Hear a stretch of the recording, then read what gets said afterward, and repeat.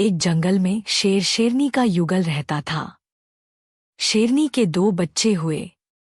शेर प्रतिदिन हिरणों को मारकर शेरनी के लिए लाता था। दोनों मिलकर पेट भरते थे।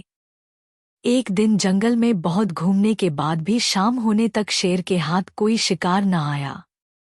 खाली हाथ घर वापस आ रहा था तो उसे रास्ते में गीदड़ का बच्चा मिला।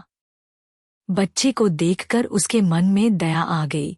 उसे जीते ही अपने मुख में सुरक्षापूर्वक लेकर वह घर आ गया और शेरनी के सामने उसे रखते हुए बोला, प्रिय, आज भोजन तो कुछ मिला नहीं। रास्ते में गीदड़ का यह बच्चा खेल रहा था। उसे जीवित ही ले आया हूं। तुझे भूख लगी है तो इसे खाकर पेट भर ले। कल दूसरा शिकार लाऊंगा। शेरनी बोली, प्रिय, जिसे तुमने बालक जानकर नहीं मारा, उसे मारकर मैं कैसे पेट भर सकती हूं? मैं भी इसे बालक मानकर ही पाल लूंगी। समझ लूंगी कि यह मेरा तीसरा बच्चा है। गीदड़ का बच्चा भी शेरनी का दूध पीकर खूब पुष्ट हो गया और शेर के अन्य 2 बच्चों के साथ खेलने लगा। शेरनी तीनों को प्रेम से एक समान रखते थे। कुछ दिन बाद उस वन में एक मत्ता हाथी आ गया। उसे देखकर शेर के दोनों बच्चे हाथी पर गुर्राते हुए उसकी ओर लपके। गीदड़ के बच्चे ने दोनों को ऐसा करने से मना करते हुए कहा, यह हमारा कुलशत्रु है। उसके सामने नहीं जाना चाहिए। शत्रु से दूर रहना ही ठीक है। यह कहकर वह घर की ओर भागा।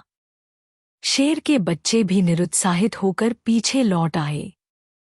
घर पहुंचकर शेर के दोनों बच्चों ने माँ बाप से गीदड़ के बच्चे के भागने की शिकायत करते हुए उसकी कायरता का उपहास किया। गीदड़ का बच्चा इस उपहास से बहुत क्रोधित हो गया।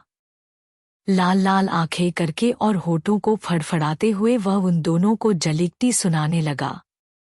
तब शेरनी ने उसे एकांत में बुलाकर कहा कि इतना प्रलाप करना ठीक नहीं। वे तो तेरे छोटे भाई हैं, उनकी बात को टाल देना ही अच्छा है। गीदड़ का बच्चा शेरनी के समझाने बुझाने पर और भी भड़क उठा और बोला, मैं बहादुरी में, विद्या में या कौशल में उनसे किस बात में कम हूँ? जो वे मेरी हंसी उड़ाते हैं, मैं उन्हें इसका मजा चखाऊंगा, उन्हें मार डालूंगा।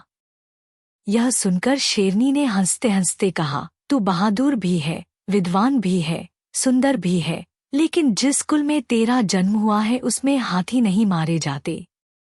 समय आ गया है कि तुझसे सच बात कह दी देनी चाहिए। तू वास्तव में गीदड़ का बच्चा है। मैंने तुझे अपना दूध देकर पाला है। अब इससे पहले कि तेरे भाई इस सच्चाई को जाने, तू यहाँ से भागकर अपने स्वजातियों से मिल जा, अन्यथा वह तुझे जीता नहीं छोड़ेंगे। यह सुनकर वह डर से कांपता हुआ अपने गीदड़ दल में आ मिला।